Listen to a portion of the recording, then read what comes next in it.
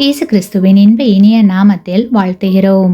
என் சகோதரரே, நீங்கள் பலவிதமான சோதனைகளில் அகப்படும் போது உங்கள் விசுவாசத்தின் பரீட்சையானது பொறுமையை உண்டாக்கும் என்று அறிந்து அதை மிகுந்த சந்தோஷமாக எண்ணுங்கள்.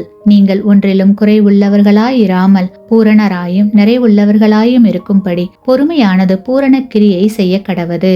கிறிஸ்துவுக்குள் பிரியமானவர்களே, நம்முடைய வாழ்க்கையிலும் நாம் தேவனை அனுமதித்தால் நம் வாழ்க்கையில் அவரால் அநேக அழகான மாற்றங்களை செய்ய முடியும். நம்முடைய வாழ்வில் ஏற்படும் ஒவ்வொரு சோதனையும் நம்மை தேவ திட்டத்திற்கு ஏற்றபடி செதுக்குகின்றன. சோதனைகள் நம்மை பலப்படுத்துவதாக கூறுகிறார் யாக்கோபு. அது தேவன் நம்மில் எதிர்பார்க்கும் பூரணத்தை கொண்டு வருகிறது.